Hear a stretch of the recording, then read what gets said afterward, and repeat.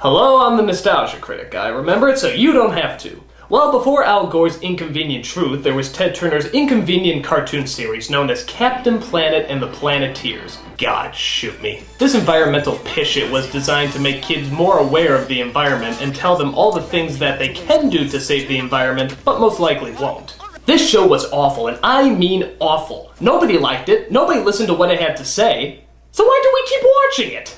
I mean, this show was on for 4 seasons. That's a pretty long time by kids' show standards. So why do we keep watching this shit if it was so bad? Honestly, because there was nothing else that was on in this time slot. I think the only other thing that was on was Beakman's World. And God knows how much I don't want to be willingly educated by a Brooklyn scientist and a giant rat. He's an exterminator's nightmare. So we kept watching Captain Planet, much to our everlasting shame. Now, for those of you who don't know the infamous story of Captain Planet, consider yourselves very fortunate. But hell, I'm gonna let Geordi from Star Trek tell you anyway. Our world is in peril. Gaia, the spirit of the earth, can no longer stand the terrible destruction plaguing our planet. She sends 5 magic rings to 5 special young people. 5 powers combined, they summon Earth's greatest champion, Captain Planet. Well, that's the Cliff Note version anyway. The whole story starts when the Earth spirit Gaia is awakened from her earthly slumber. Is it me, or does it look like she's always in a perfume commercial? After she wakes up, she sees those poor, silly humans who are destroying the Earth. It's those poor, silly humans again. So she sends out 5 magic rings to 5 teenagers. Kwame from Africa, Guy from Asia, Linka from the Soviet Union, Mati from South America, and Wheeler from North America.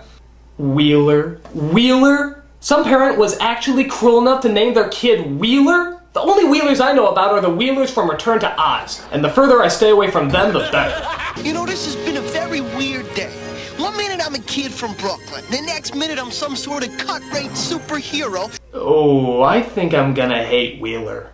I mean, the other characters are passable, but this guy is just obnoxious. What's that supposed to mean? It's like if Tony Danza got kicked in the nuts and was looking around for the guy who did it. Hey, yo, who kicked me in the nuts? Each of them are given a magic ring that controls one of the Earth's elements, like earth, wind, water, and fire.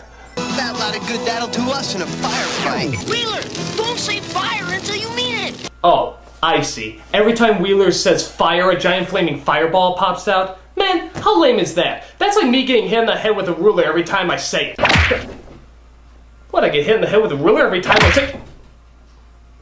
Okay, I guess I'm not gonna say ruler. But what about Mati? What's his magic power? Mine is heart. I can sense you all. Heart? Heart? They get fire, wind, and water? I get fucking heart? What a ripoff! Why can't I get any of the flashy powers and stuff into a heart? Are you kidding me? What a fucking coup! I mean, you can't do anything with heart. What, you make people feel better? Who gives a shit? I mean, this kid totally got ripped off. I mean, how do you think he feels about this whole thing? I recently sat down with Mati this past week to find out just how he felt about this situation. I'll tell you how I feel about the whole situation. I'm fucking pissed off, man. You know? What kind of kid wants to have heart as a power? I mean, I can't believe it. Jesus!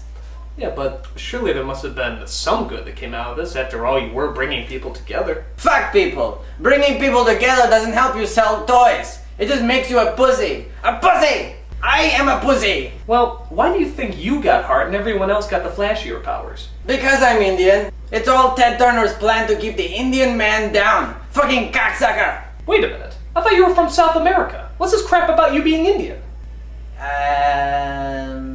You're not the real Mati, are you? The thing about that is, heart! Oh! Fucking Indian! I am nothing but trouble. I mean, how is heart even supposed to work? You just say heart and all of a sudden people feel better? Give me a break. I mean, look at this thing. Are you telling me that this little thing is actually supposed to make people feel better? I see. Oops. Wrong ring. Alright, here it is. This is the ring that's supposed to make everybody feel hunky-dory. Oh. Wow. Actually, this is kind of nice. I feel so relaxed and pleasant. So what if I don't have fire, wind, or water? It's not like I have to be ruler of the earth. Damn it! Alright, so you get the idea about the rings and everything, but where does Captain Planet come in? Well, when they do combine their powers together, they unleash Captain Planet, who kind of looks like Silver Surfer's gay brother who has a summer home in Malibu. He's sucking the oil back! Oh. Guess I better make like the wind and blow. Captain Planet's main job is to save the Earth while also making as many horrible puns as possible. And now I'm gonna rain on your parade. It's time to tie up this loose end. You do know smoking's bad for your health. Nothing like a wild ride to get rid of an old flame. Time to branch out. I'm feeling fine. How about you? It's worse than I thought. I know what you're saying to yourself. Please tell me that there's something that can kill him. Well, thank heavenly God there is. Captain Planet's only weakness is, you guessed it, pollution. You drown him in oil, smoke, or toxic waste, and he goes down like a government bill to save the rainforest. The only way to save him is to clean him off so he can regenerate from the sun. Oh great, he's a solar-powered Captain Planet. You know, they always sound great until the payment plans come in. We'll see about that. Seriously though, how hard is it just to throw toxins on a person? This shit's easier to find than kryptonite. So you might be asking yourself, what kind of villains does Captain Planet fight anyway? Well, of course, it's rotten billionaire tycoons who want to do nothing but pollute the world. All except Ted Turner, of course. He is Jesus. And of course, they all have those traditional cosmopolitan names, like Hoggish Greedly, Verminous Scum, and Sly Sludge.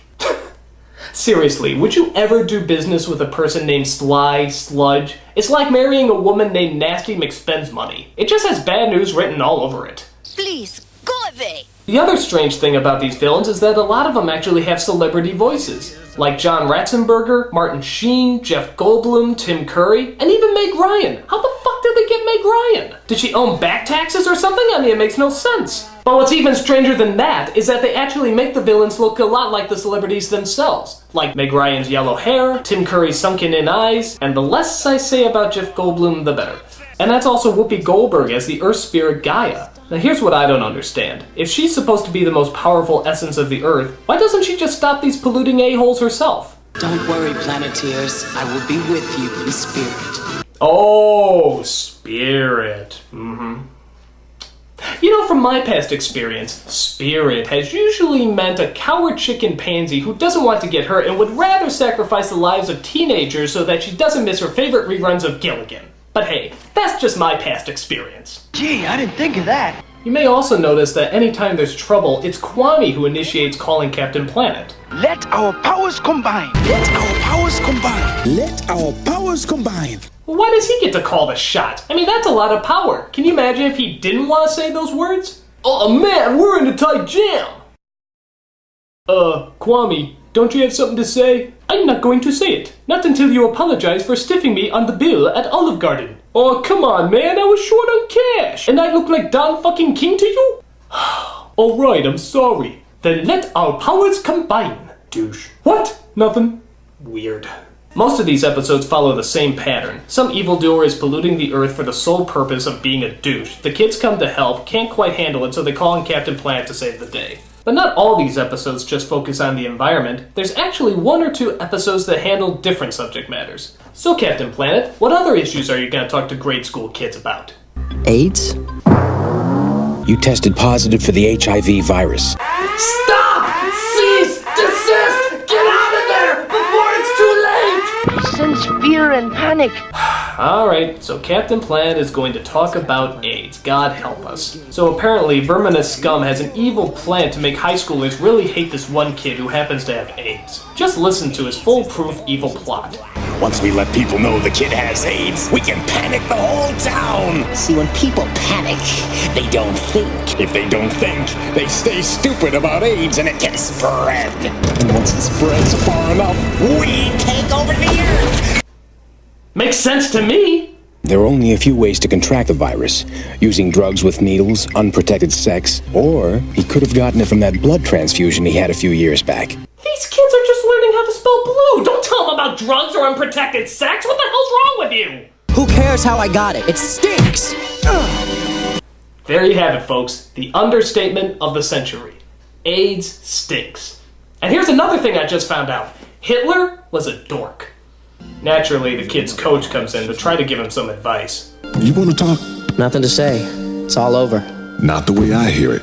Coach, I've got AIDS. Wrong. You're HIV positive. Big difference. They probably won't even let me play in the big game. Wrong again, Andrews. You're gonna be playing in that game, and anybody who says otherwise will have to deal with me. Whoa, Coach is a bit of a psycho. Soon Verminous starts spreading rumors and lies about AIDS. Did you hear about Todd Andrews? He's a closet mumbler? Soon everybody, even the adults, are calling for the hanging of this kid with AIDS. If only they knew that an environmentally aware children's cartoon could show them the error of their ways. Of course, Captain PSA comes along to help set the record straight to the people. I think these people need a little education about the HIV virus. May I have your attention, please? This is gonna be painful. A lot of you are worried about AIDS. Give them the facts, Coach. You can't get AIDS from casual contact. You've been led astray by lies. Todd hasn't changed. That's right. He's the same kid who played his heart out for you right here on this court last week. Deal with the real, people. Get the facts. The power is yours. And this speech is terrible. So what are you gonna do? Turn your back on him? Or give him the chance he deserves? This is like the most easily led crowd in the world. Hey everybody, childbirth is bad, but genocide is good. Another issue that's kind of hard to see Captain Planet take on is gang violence. You heard right, gang violence. Just listen to some of the streetwise backtalk. We hear what's happening here now. Don't sweat it, dog. We hitting the spot to score some gap. Let's show those fools they can't do us. It's R.I.P. time for you. Yo, I'm gonna bust a wicked Don Dookie in the back of your behind, mildly annoying acquaintance. And the way they convey the terror of gang violence is by having pictures of civil rights leaders posted all throughout the cartoon. They never really reference them, they just kind of put them there. I mean, look at this. They don't say anything, they don't do anything, they just kind of appear and then disappear. Deep? Gee, I hope there's some retarded teenagers and a flying blue man in gay underwear that can sum this all up.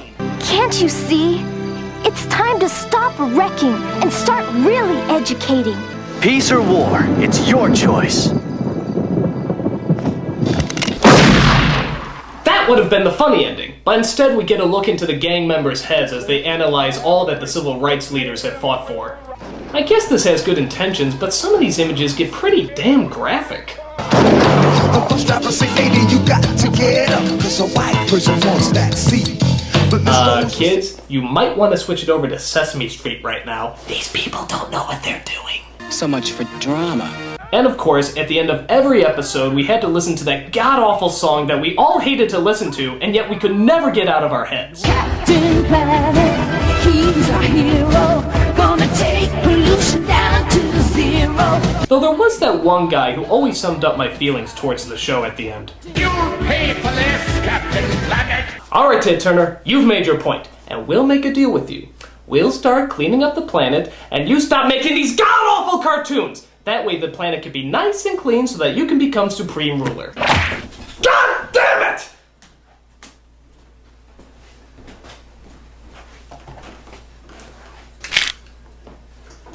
I'm the Nostalgia Critic, guy. Remember it so you don't have to. Ruler! Ha! I really hate this episode. Captain Planet, he's our hero.